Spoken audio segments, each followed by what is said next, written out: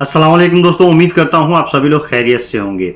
एक शख्स इंडिया का बहरीन में 42 साल तक फंसा हुआ था। 42 साल तक कहाँ का वो शख्स था, कैसे फंसा हुआ था, उसके बारे में आप लोग अपडेट दूंगा। और विजिट वीज़ा के रिगार्डिंग अपडेट है। मल्टीपल री एंट्री जो वीज़ा होते हैं उनका ड्यूरेशन ऑफ स्टे वहाँ पे, यानी वहाँ पे जो पहुँचते हैं तब से काउंट होता है क्या, या फिर जो है वीज़ा की को जो है वैलिडिटी क्या होती है, कैसे चेक करेंगे, इसके बारे में जवाजात ने क्लियरिफिकेशन दिया है लोगों को कन्फ्यूजन दूर करने के लिए। कश्मीर में हमला हुआ है उसके रिगार्डिंग भी कुछ अपडेट रहेंगे कि उससे किसको फ़ायदा हो रहा है और हमारा इंडियंस का कितना नुकसान हो रहा है। तो चलिए वीडियो को शुरुआत करने से पहले आपको गुजारिश करता हूँ, और आप लोग मेरे चैनल पर नए हैं तो चैनल को सब्सक्राइब करके और नोटिफिकेशन ऑन कर लीजिए। फेसबुक इंस्टाग्राम पर अभी तक फॉलो नहीं किया तो आप मुझे फॉलो कर सकते हैं। आपके कुछ भी कंसर्न डाउट ट्रैवलिंग के रिगार्डिंग रहे गल्फ कंट्रीज से तो आप मुझसे जुड़ सकते हैं। दोस्तों सबसे पहला अपडेट आप लोगों से शेयर करना चाहूँगा, जवाजात ने क्लियरिफिकेशन दिया है विजिट वीज़ा वाले लोगों के रिगार्डिंग कि जो लोग भी विजिट वीज़ा पे सऊदी अरब जाते हैं, मान लीजिए आपके पास सऊदी अरब का मल्टीपल विजिट वीज़ा है, तो उस केस में जो है आप कैसे कैलकुलेट करेंगे कि उस वीज़ा की वैलिडिटी क्या है। वीज़ा इशू हुआ उस डेट से कैलकुलेट होगा, या फिर आप जो है सऊदी अरब में एंट्री करेंगे तो वहाँ पे ड्यूरेशन ऑफ स्टे कैलकुलेट होगा। देखिए सबसे पहले जो वीज़ा इशू होता है तो उसमें आपको 90 दिनों का टाइम मिलता है। 90 दिनों के अंदर में आपको ट्रैवल करना होता है, वो ट्रैवल करने का टाइम होता है। उसके बाद से जब आप ट्रैवल करके सऊदी अरब जिस दिन पहुंचते हैं उस दिन से उसकी वैलिडिटी अगर 60 दिन का है, 90 डेज़ का है, या 120, जितने दिन का भी हो, एक एंट्री में आप 90 डेज़ रुक सकते हैं। मल्टीपल वीज़ा में ये होता है, तो वहाँ पे आप रुकेंगे। मल्टीपल विजिट वीज़ा बढ़ाया भी जा सकता है। वो कब, जब उसका एक्सपायरी ख़त्म हुआ, लास्ट मोमेंट पे आए भाई 1 साल पूरा होने वाला है, फिर आप जो है सऊदी अरब से आउट हों फिर इन हो, और वहाँ पे कुछ प्रोसेस होते हैं उसको 3 महीना एक बार एक्सटेंड करवा सकते हैं। 3 महीना तक का वो एक्सटेंशन हो जाता है। ये चीज़ें हैं। और कई बार कई मल्टीपल वीज़ा ऐसे होते हैं जिन वीज़ा पे लिखा होता है, उस पर अगर लिखा हुआ है कि इसकी वैलिडिटी इतनी है, ड्यूरेशन ऑफ स्टे इतना है, एग्जिट बिफोर, उस पर ये लिख दिया है मेन पॉइंट कि इस डेट तक जो है ये वीज़ा वैलिड है, इसके बाद आपको सऊदी अरब छोड़ देना है, तो वो वीज़ा जिस दिन इशू होता है उसी दिन से काउंट होता है।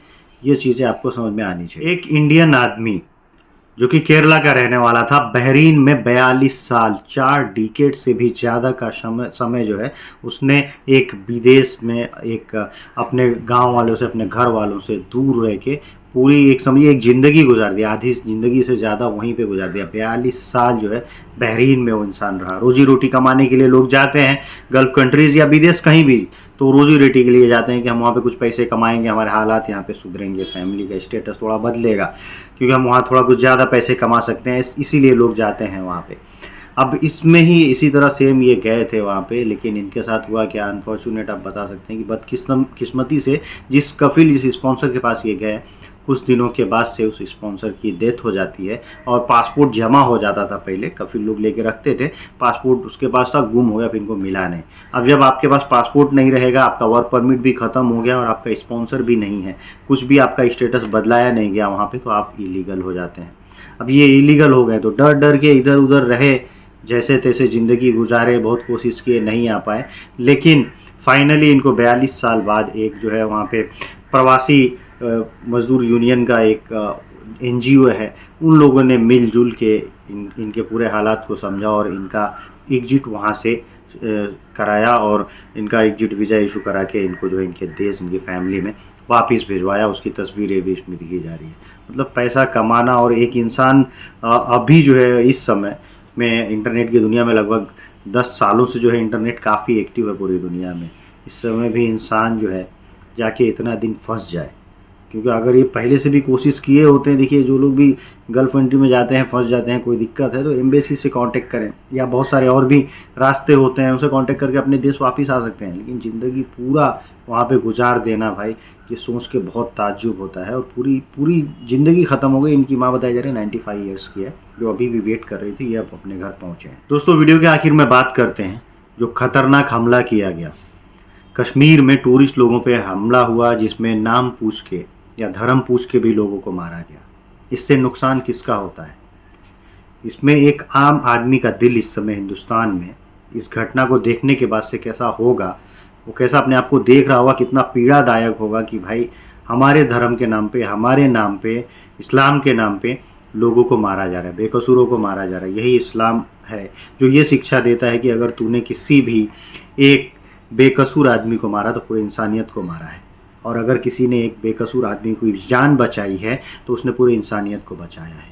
ये वही धर्म है जो ये सीख देता है, और उसी के नाम पे वैसा ही लबादा, वैसा ही नाम, वैसा ही चेहरा करके कि हम इस्लाम के मानने वाले हैं, और बेकसूरों को मारा जा रहा है। इसके पीछे बहुत बड़ी साजिश है, एक बहुत बड़ा साजिश है, पाकिस्तान की साजिश ये है। और इसमें क्या किया जा रहा है, हो सकता है यहाँ भी कुछ लोग शामिल हो, इसमें यही किया जा रहा है कि ऐसा हम करेंगे, नाम लेके मारेंगे, हालात जो है इंडिया में अनस्टेबल करेंगे। इससे यही होगा कि हिंदू मुसलमान यहाँ पे लड़ने लगेंगे। और ऐसा देखने को भी मिल रहा है कि अब जब से ये हमला हुआ उसके बाद कई ऐसे वारदात आए हैं जिसमें जो है मुसलमानों को टारगेट किया जा रहा है। इसमें अगर आप आगरा की बात करें, वहाँ पे एक कोई गोरक्षा दल का आदमी है, उसने गोली मारी 2 लोगों की, और बोल भी रहा है वीडियो में कि मैं जो है अब आगे 2600 लोगों को मारूंगा, 2600 कटुओं को मारूंगा। मतलब ऐसे लैंग्वेज की यूज़ हो रही है। और बिरयानी की दुकानें हरियाणा में अम्बाला में थी, 3-4 दुकानें हटाई गई, गंदी गंदी गालियाँ दी गई। पंजाब में भी ये सीन आया कि यूनिवर्सिटी से लड़कियों को जो है, जो कश्मीरी लड़कियां हैं, उनको मारा जा रहा है, गाली दिया जा रहा है, या फिर जो है कई कश्मीरी लोगों को भगाया जा रहा है गाली दे दे के। ये चीज़ें हो रही हैं। तो ये कश्मीरी भी बहुत ज़्यादा पीड़ित हैं इस चीज़ के कि अब हमारे ऊपर जो है ये नई मुसीबत है। एक तो रोज़गार बंद हो जाएगा, टेम्प्रोरली ही बंद होगा कुछ दिनों के लिए, कुछ महीनों के लिए, लेकिन फ़िलहाल तो वहाँ का रोज़गार बंद हो जाएगा। और ये कौन करा रहे, कौन मुस्लिम, यार जो भी लोग हों जो ये सोचते हो कि हम मुस्लिम हैं और ऐसे हम लोगों को मारेंगे और समाज को बांटेंगे, तो उससे किसका फ़ायदा होगा? फ़ायदा तो उनका नहीं होना है कुछ भी, लेकिन नुकसान सबसे ज़्यादा मुसलमानों का होगा कश्मीर में। तो कौन मुसलमानों के नाम पे लोगों को मारेगा? क्यों मारेगा भाई? नहीं ऐसा करना चाहिए। जो लोग भी हैं इनको सज़ा मिलनी चाहिए। बहुत ही गलत चीज़ है। एक आम आदमी, एक आम मुसलमान जो है वो कभी भी इस चीज़ को बर्दाश्त नहीं करेगा, और एक भारतीय कभी भी बर्दाश्त नहीं करेगा जो चीज़ें हो रही हैं। पूरी इंडिया में प्रोटेस्ट हुआ है, और आज जुम्मा के दिन लोग ब्लैक पट्टी बांध कर नमाज़ पढ़े हैं। इसका एहतजाज, कई जगह मार्केट वगैरह भी बंद किए गए हैं, कामकाज भी बंद किए गए हैं, खाली इसके विरोध में। मुसलमान समाज जो है इसमें रोड पे उतरा हुआ है, एहतजाज जाहिर कर रहा है, इसका विरोध कर रहा है, जगह जगह विरोध प्रदर्शन भी हो रहे हैं। सरकार इसका जवाब दे रही है कि हमसे कहीं ना कहीं चूक हुई है। ये भी चीज़ें आई हैं, आपने मीडिया में देखे होंगे कि कहीं ना कहीं सिक्योरिटी लैप्स था, इसके वजह से 2000 लोगों की भीड़ में एक भी सुरक्षा कर्मी नहीं था, जिस वजह से लोग आसानी से घुस गए। ये बहुत बड़ी बात है। ये भी हो सकता है कहीं ना कहीं से कुछ जो है बहुत बड़ी चूक हुई, इसके वजह से हुआ, या फिर क्या था, ये आने वाले दिनों में तो क्लियर हो ही जाएगा। लेकिन इसका जो है, जो लोग भी इसके पीछे हैं, खुले में सब लोग जानते ही हैं कि पाकिस्तान इसके पीछे है, तो उसका जो है इलाज होना बहुत ज़रूरी है। आप लोग क्या सोचते समझते हैं, जरूर कमेंट करके बताएं। Thank you guys, thank you for watching.